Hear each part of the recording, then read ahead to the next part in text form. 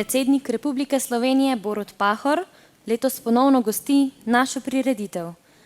Naj na tem mestu povemo, da je predsednik že od začetka svojega prvega mandata tudi častni pokrovitelj projekta Prostovoljec leta. Gospod predsednik, vabim vas, da spregovorite prisotnim.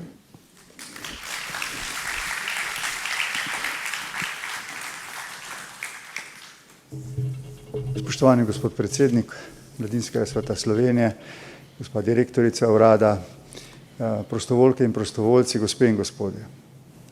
Najprej mislim, da si en spontan aplavz zasluži Mladinski svet Slovenije, ki že skoraj 20 let vzorno vodi in nadgrajuje to akcijo. Čestitke.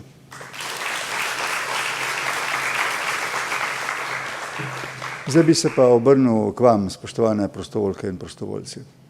Zlasti potem, ko se lansko leto zaradi razmer nismo uspeli srečati tukaj, kot običajno, ampak sem vas nagovoril virtualno.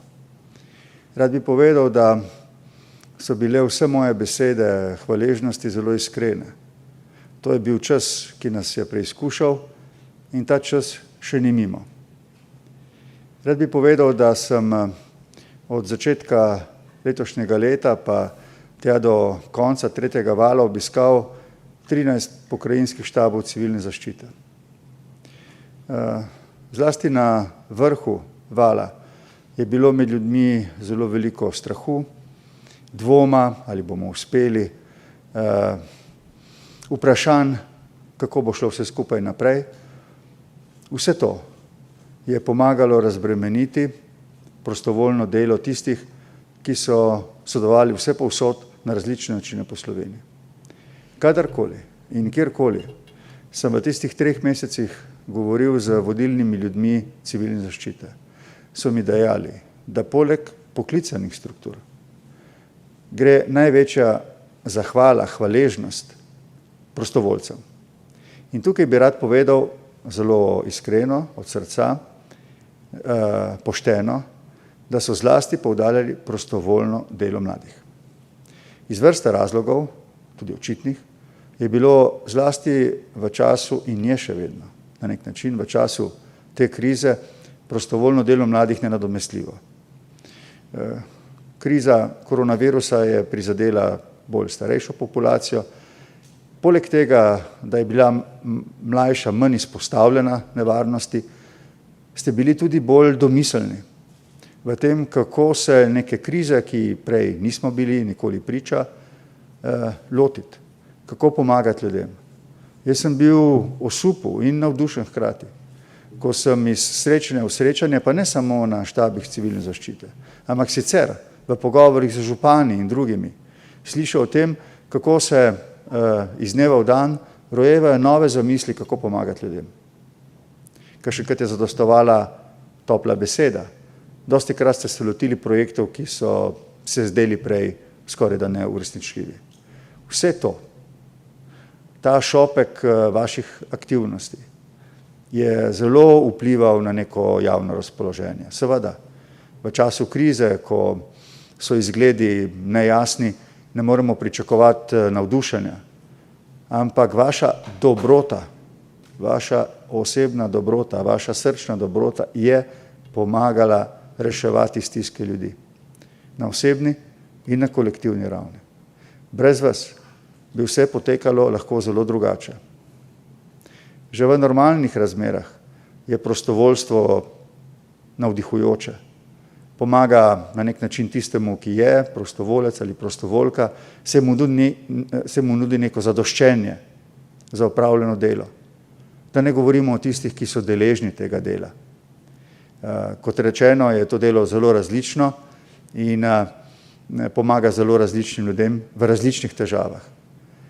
Kot ste rekli, sijajno, gospod predsednik, in vi, spoštovana gospa direktorica, to je pomembno ne samo zaradi stvarne pomoči, ampak je navdihujoče tudi za neko povezanost skupnosti. V vsaki krizi, zlasti v zdravstveni, je to nenadomestljivega pomena. Takrat in zlasti v časih, ko smo omejevali socialne stike, je bil občutek povezanosti izjemnega pomena. Prostovoljke in prostovoljci ste k temu nenadomestljivo pripomogli in se vam želim zahvaliti. Kot ste morda opazili, in s tem končujem, ne sodim med tiste, ki bi se zdaj v zadnjem času pogosto oglašali in prosili ljudi, da se cepijo. Vendar bom to tokrat izjemoma storil prav zaradi vašega dela in dela številnih drugih prostovoljk in prostovoljcev, ki že več kot leto in pol skrbijo, da premagujemo težave zaradi koronavirusa. Zdaj, za razliko od začetka te krize, imamo način, kako krizo lahko sklenemo z precepljenostjo. Tega v času drugega vala nismo imeli, zdaj pa je cepivo na voljo. Jaz razumem, da so ljudje, ki imajo dvome, ki imajo vprašanja, vse to je legitimno. Vendar se, ko vidim tiste, ki poskušajo prepričati druge, naj se ne cepijo, se mi poraja vprašanje, ali je to na nek način pošteno do vseh tistih, ki so, recimo, prostovoljci in so ure in ure, dneve in dneve, marsikateri tedne in tedne, iz srca, iz svoje dobrote, ponudili v pomoč skupnosti, zato da bi se prebili skozi krizo. Zdaj pa, ko imamo pravzaprav znanstveno dokazan način, kako lahko vsi pripomoremo k temu, da iz nje gremo, nekateri ne samo omahujejo, to se mi zdi človeško, legitimno, prepričujejo druge, da tega ne bi storili, tiste, ki še dodatno potrebujejo nek čas za razmislek, kar je vse v redu in prav. Ne moremo biti najbolj navdušeni nad stopnjo precepljenosti in to nas mora skrbeti. Gremo v jesen, ki je lahko zelo zahtevna in ne bi rad, da bi se znova v glavnem zanašali na dobroto ljudi. Ne moremo izkoriščati dobrih ljudi za to, da se opravi neko delo, ki bi ga lahko opravili drugi s tem, da naredijo majhen korak in to je, da zaupajo znanosti. Skratka, zelo sem vam kot predsednik Republike Slovenije, če mi položaj to omogoča, ne rečem tudi v imenu vseh naših ljudi, hvaležen za vaše opravljeno delo. V tem smislu, v smislu prav aktualnih razmer, ste, kot sem dejal, predsednik, mladi še zlasti pomagali. Zaradi objektivnih razmer in zato, ker ste bili tudi, to sem lahko opazil, še toliko bolj domiselni, kako lahko zlasti v teh razmerah socialne distance pomagate. In ste.